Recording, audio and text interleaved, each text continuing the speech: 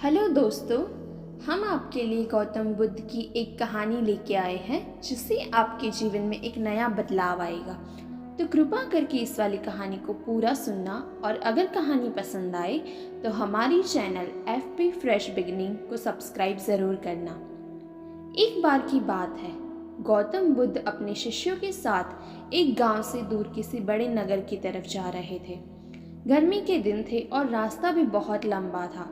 गौतम बुद्ध अपने शिष्यों सहित बहुत देर से चल रहे थे, जिस वजह से उन्हें बहुत प्यास लगती है।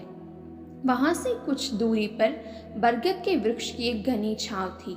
सभी लोग उस वृक्ष के पास पहुंच जाते हैं। महात्मा बुद्ध अपने शिष्यों सहित वृक्ष की घनी छाया के नीचे विश्राम करने लगते हैं।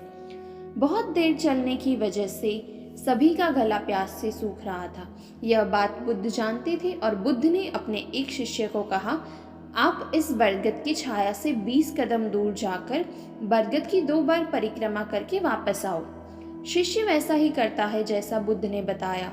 परिक्रमा के बाद जब शिष्य महात्मा बुद्ध के पास आया तो बुद्ध बोले कि क्या आपको किसी ठंडी हवा का अनुभव हुआ था?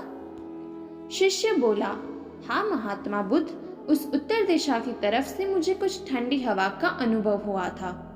शिष्य की यह बात सुन महात्मा बुद्ध शिष्य से तुरंत बोले कि उस दिशा में चले जाओ, जरूर वहां से कुछ ही दूर पर एक तालाब अवश्य मिलेगा।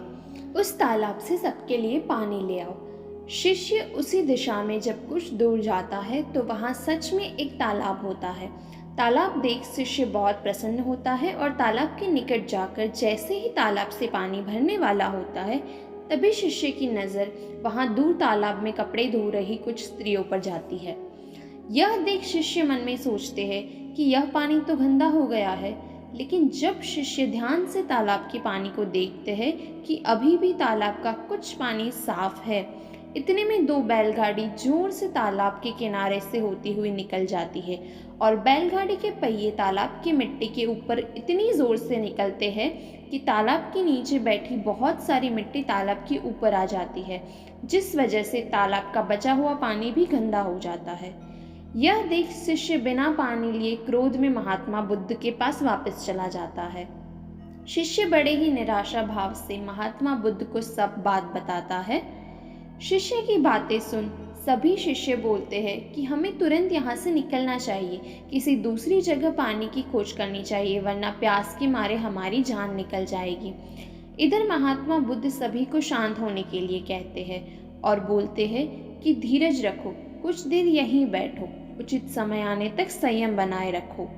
सभी महात्मा बुद्ध की बात सुनकर शांत हो जाते हैं और वहीं बैठ जाते हैं।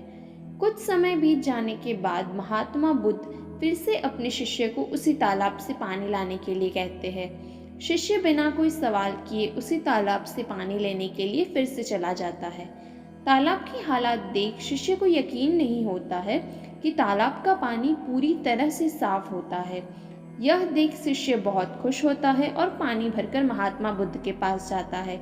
सभी पानी पीकर अपनी प्यास बुझाते हैं, लेकिन अभी भी सबके मन में ये एक सवाल था कि आखिर ये चमत्कार हुआ कैसे? तालाब का सब पानी तो गंदा था। उन्हें लगा कि जरूर ही बुद्ध की शक्ति है। इनमें एक शिष्य ने यह सवाल महात्मा बुद्ध से पूछ ही लिया कि यह चमत्कार आपने कैसे किया? शिष्य को जवाब देते हुए महात्मा बुद्ध बोले कि यह कोई चमत्कार नहीं, यह आपकी सब्र का फल है। यह फल है आपके सब्र बनाए रखते हुए उचित समय के इंतजार का।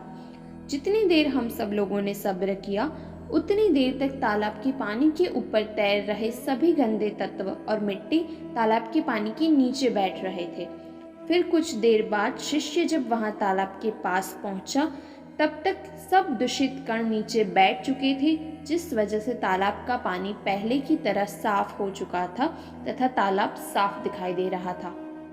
यदि उस समय आप लोगों ने सब्र न किया होता, धैर्य न रखा होता, तो आप सब इतनी गर्मी में पानी की खोज में प्यासे रहकर शायद अब तक मृत्यु को प्राप्त हो गए होते, क्योंकि यहाँ से अगला कोई तालाब है या नहीं, और होगा भी तो क्या उसका पानी साफ होगा या नहीं।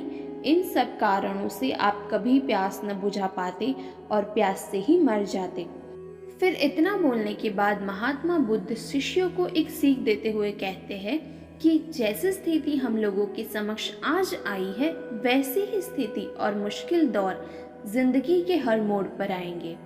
तब उस समय भी आपको ऐसे ही संयम बनाए रखना होगा और अपने विवेक से काम लेते हुए ही आपको एक उचित फैसले के साथ सही नतीजे पर पहुंचना होगा।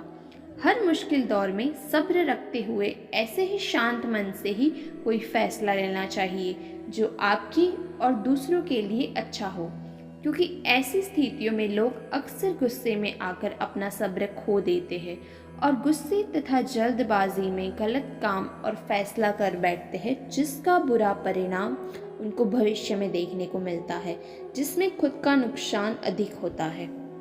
कुछ परिस्थितियां जीवन में ऐसी होती है जहां हमें सब्र बनाए रखते हुए उचित समय का इंतज़ार करना होता है, लेकिन लोग अक्सर यहीं पर अपना सब्र खो देते हैं और उचित समय आने का इंतज़ार नहीं करते, जिस वजह से उनको आगे चलकर दुख और मुश्किलों का सामना करना पड़ता है। हमारे द्वारा लिया गया आज का फैसला हमारे आने वाले कल की खुशी और दुख को निश्चित करता है। बुद्ध की कहानियों से हमें अपने जीवन में बहुत कुछ सीखने को मिलता है। हमें अपने जीवन की उन अनमोल बातों और ज्ञान का बोध होता है जो हमें हमारे जीवन में बहुत काम आता है। अक्सर इंसान ज़िंदगी में आने वाली परेशानियों के बारे में सुनकर बहुत परेशान हो जाता है, तो ऐसे में हमें ऐसी बुद्ध की कहानियों से बहुत कुछ ज्ञानवर्धक बातें सीखने को मिलती है, जो जीवन की मुश्किलों का सामना करने की हमें ताकत देती है। यह बुद्ध की कहानियाँ इंसान के मन में एक सकारात्मक ऊर्जा का संचार करती है, जो मन में बनने वाली नकारात्मक ऊर्जा को खत्म कर इंसान को सही राह की तरफ अग्रसर करती है। अगर आप लोगों को इस कहानी से कुछ अच्छा सीखने को मिला हो तो हमारी इस वाली वीडियो को लाइक, कमेंट एंड शेयर ज़रूर करना और हमारी चैनल को सब्सक्राइब ज़रूर करना।